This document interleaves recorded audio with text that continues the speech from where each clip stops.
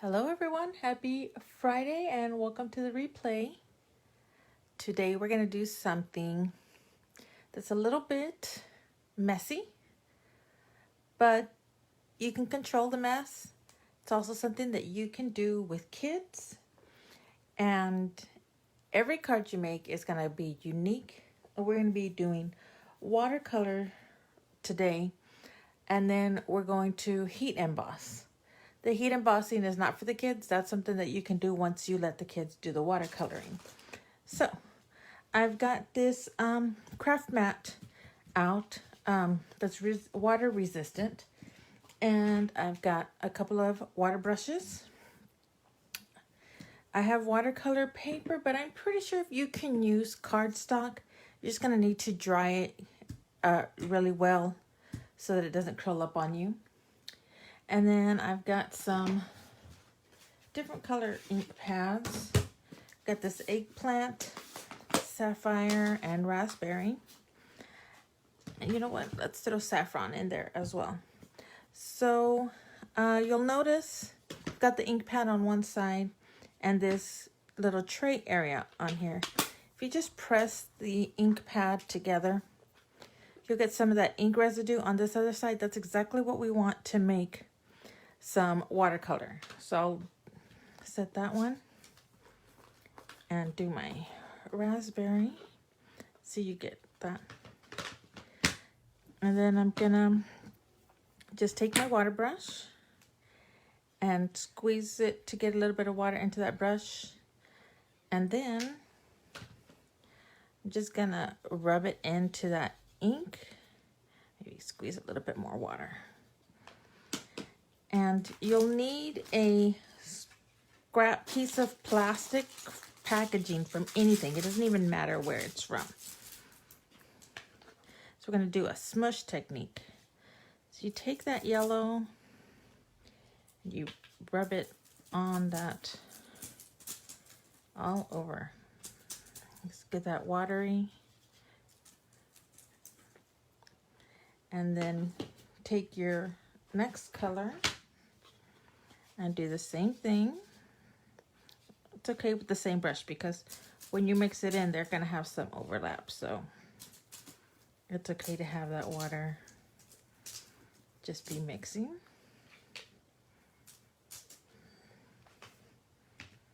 Okay, set that aside. And then just stick your card down on it and rub your fingers around, and it's gonna rub that ink and splatter it all over your card. I know, it looks messy. It's okay, it's okay. Let me remove this plastic. And with my heat gun,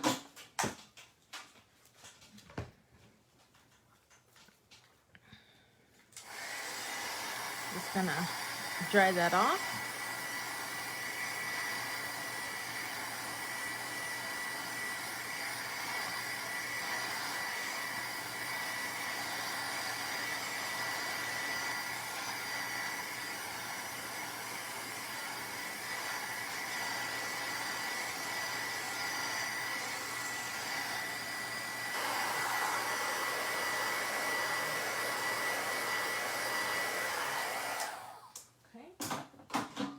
I've got a brayer here. There's just a roller on this handle, and I'm just gonna smush that paper down. You're gonna have a different design every time depending on how much watercolor you use, what colors you use, how much they mix on the paper. And so you can just try different techniques. Let the kids get involved and just smush it around and get different designs, different patterns. Let me dry that a little bit more.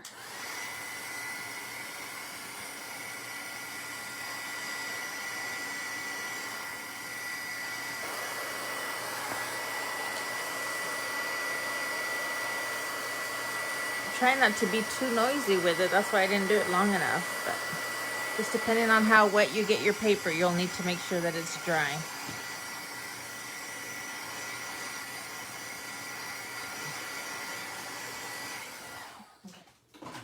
So then, I just close those inks up. It's okay, with that water won't hurt. What little bit goes in there won't hurt it. So, okay. Now, to heat emboss, you're gonna need, you can either use a clear embossing ink and a colored embossing powder, or you can use the color ink that you want to emboss with and a clear powder so that the ink color will come through. And then I have this little anti-static bag, but you can also use a fabric softener, and you just want to rub that on your surface just so that it gets any static off. And then just pick a stamp that you like. Any stamp sentiment. I like this one. Be brave, be bold, be you. Get my block there. Now, I'm going to stamp it with the black. Get some good color on there. You're going to have to work quickly when you use regular ink because it does dry on the paper quickly as opposed to embossing ink. So stamp that down. A little bit of embossing powder over it. Hopefully my card was dry enough. Whoops.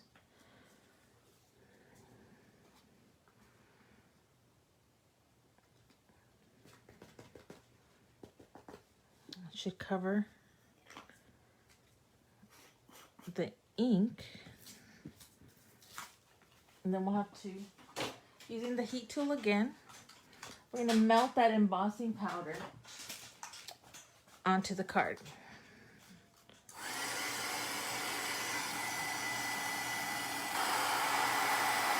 You should be able to see that black become shiny and raised when that embossing powder melts on.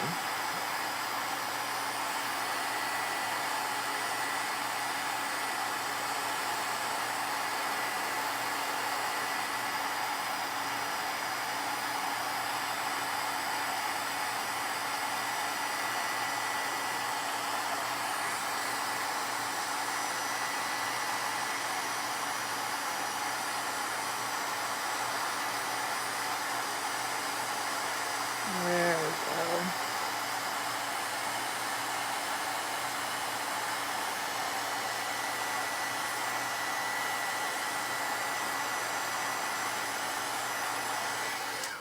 Okay. That heat turned up my paper again, so I'm gonna have to just kind of press it down. And hopefully when we put the adhesive on it, it helps undo that curl as well. So now I can cut this down if I want to, and find some, let's see here. Let's find some patterned paper that this will coordinate with. Where's that flower? This is pretty.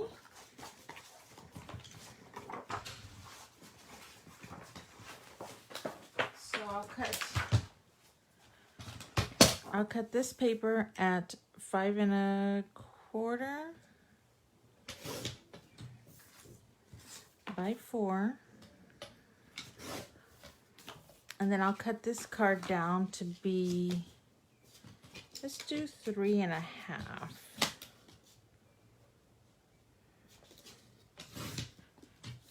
By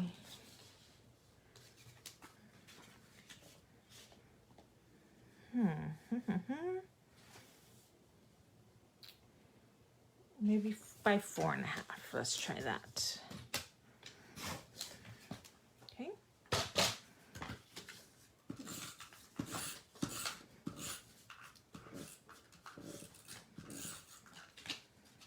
Just be sure you get in those corners if your paper is being crinkly.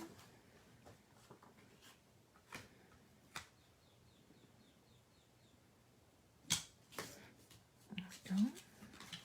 I'm just gonna smush it down a little bit better.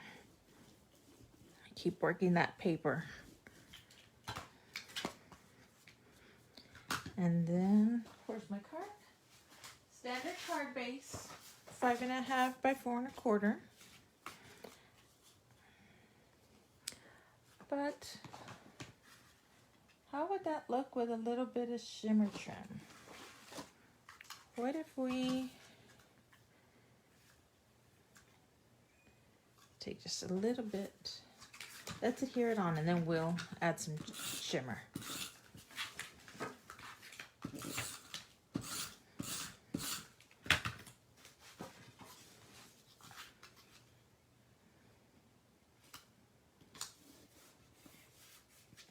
we go.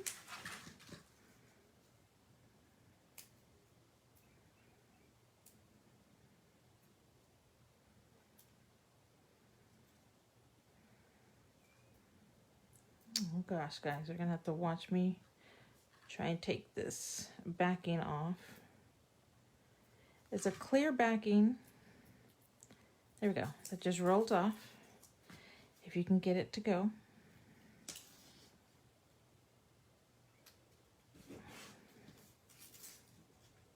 And I'm gonna just cut it off right there at the end of the card. Not quite. There we go. I'll leave this plastic tail on that so that I'll be able to better separate it the next time around. Let's press it, press it, press it. And how about some dots? I don't know, was that too, that's too light?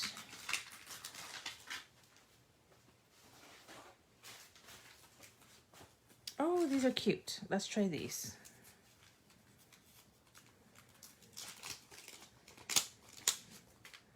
These are from the boutique paper line. And we can just scatter them around.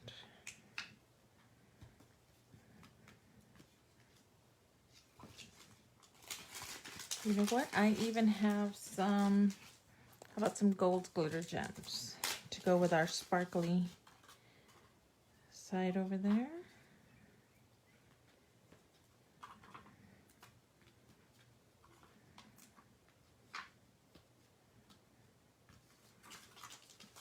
There we go. And easily enough, we'll have a card that's going to be unique every time. I tried this card earlier just to make sure on the watercolor and the embossing. So here's another version of this same watercolor card. I used 3 colors on the plastic and turned it over onto the white cardstock instead of placing the cardstock face down onto it. Same, stamped it and did the heat embossing with the black ink. You don't have to heat emboss if you don't have those supplies. You could just, just make sure you get a good coverage on your ink, on your stamp with your ink, and so that you'll have something with a high contrast so that you can read that on top of your background. So these 2 cards with watercolor, like I said, put the kids to watercolor, cut down your cardstock, and make your cards. And you can have a nice variety. And that's all it takes. The water pens. You could even use the kids' watercolors. You know, those Crayola watercolor trays that you can get at Walmart or whatever. Even that will work. Just make sure you use your plastic. Where did I do it, mine? Your little plastic piece of crinkly paper, and put those water drops all over, and just smush it on, and you'll get all these different backgrounds that you can then play with. So I hope that inspires you to make something. If you make something, please post it in the group so that we can see what everybody else is doing and to see if these techniques are working for everybody else as well. I definitely want to see the things that y'all make and have y'all share that with the group. If you have any questions, please let me know. Otherwise, thanks for joining me, and y'all have a good night and stay safe.